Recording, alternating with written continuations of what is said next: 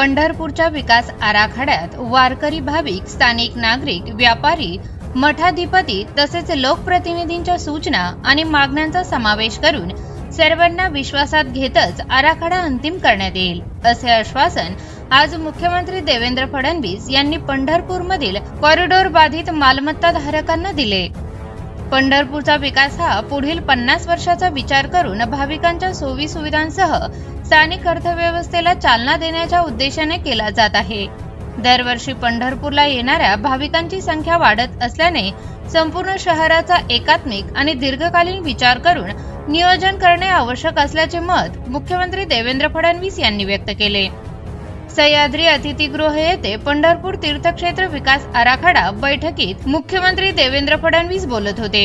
या बैठकीला उपमुख्यमंत्री एकनाथ शिंदे, ग्रामविकास मंत्री जयकुमार गोरे, आमदार समाधान अवताडे, जलसंपदा विभागाचे प्रधान सचिव एकनाथ डवले, नागपूरचे जिल्हा अधिकारी कुमार आशीर्वाद, सोलापूरचे जिल्हा अधिकारी एस कार्तिकेयन, पंढरपूरचे उपविभागीय अधिकारी सचिन इथापे, पंढरपूर मंदिर समितीचे उपजिल्हा अधिकारी तथा व्यवस्थापक राजेंद्र शेळके, सोलापूरचे उपजिल्हा अधिकारी संतोष कुमार देशमुख, सोलापूरचे विधी अधिकारी राजेश अंदाने, पंढरपूर नगर परिषदेचे मुख्य अधिकारी महेश रोकडे, पंढरपूर तीर्थक्षेत्र बचाव समितीचे वीर रामकृष्ण महाराज, अभयराजे इंचगावकर कुलकर्णी, व्यंकटेश नारायण कुलकर्णी, मुकुंद बडवे, वैभव बडवे, गणेश लंके, डॉक्टर प्राजक्ता बेनारे, चैतन्य बारसोडे, दर्शन बडवे, मनोज कुमार, रामकिसन राठी आणि संजय अवताडे यासह इतर अधिकारी या बैठकीला उपस्थित होते।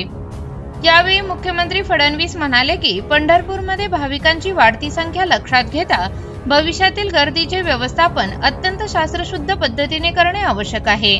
त्यासाठी पारंपरिक पद्धतीबरोबरच आधुनिक तंत्रज्ञान आणि विविध डिजिटल टूल्सचा वापर करण्यात येईल। भाविकांना सुरक्षित, सुलभ आणि सुरळीत दर्शन व प्रवासाची सुविधा मिळावी यासाठी एकात्मिक नियोजनावर भर दिला जाईल। हा विकास आराखडा केवळ शासनाला काहीतरी करायचे आहे म्हणून लादला जाणार नाही।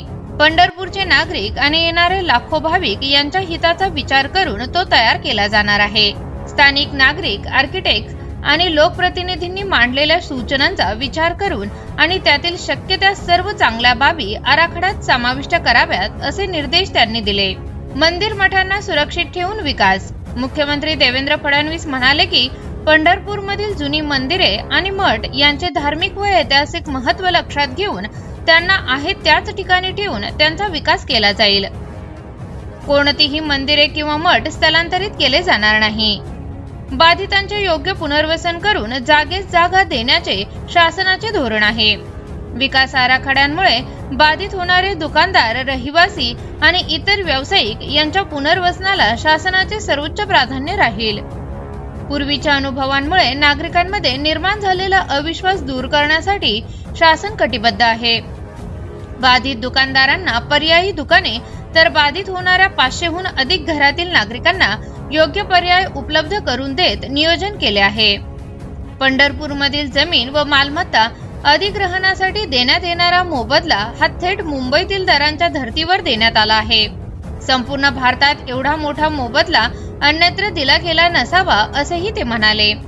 मुख्यमंत्री देवेंद्र फडणवीस म्हणाले की धार्मिक स्थळांचा नियोजनबद्ध विकास झाल्यास भाविकांची संख्या वाढते आणि त्याचा थेट सकारात्मक परिणाम स्थानिक अर्थव्यवस्थेवर होतो। त्यामुळे पंढरपूरच्या विकासाकडे केवळ पायाभूत सुविधांचा विषय म्हणून न पाहता भविष्यातील आर्थिक विकासाच्या दृष्टीनेही पाहणे आवश्यक आहे।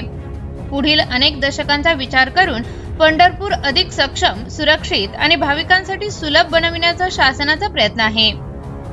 विकासाच्या प्रक्रियेत काही उणिवा राहिल्यास सूचना कराव्यात। सर्व घटकांनी परस्पर समन्वयातून काम पूर्ण करून पंढरपूरच्या विकासासाठी सर्वोत्तम मार्ग काढावा अशी अपेक्षा त्यांनी व्यक्त केली। सर्वांना सोबत घेऊन पंढरपूरचा सर्वांगीण, सुरक्षित आणि दीर्घकालीन विकास करण्याची शासनाची भूमिका असल्याचे मुख्यमंत्री देवेंद्र फडणवीस यांनी स्पष्ट केले। यावेळी कॉरिडॉरसाठी विरोध दर्शविणारे पंढरपूर तीर्थक्षेत्र बचाव समितीचे अभयराजे इंचगावकर कुलकर्णी, व्यंकटेश नारायण कुलकर्णी, वीर रामकृष्ण महाराज, मुकुंद बडवे, वैभव बडवे, गणेश लंके, डॉक्टर प्राजक्ता बेनारे, चैतन्य बारसोडे, दर्शन बडवे, मनोज कुमार रामकिसन राठी आणि संजय अवताडे यांनी आपले मत व्यक्त केले।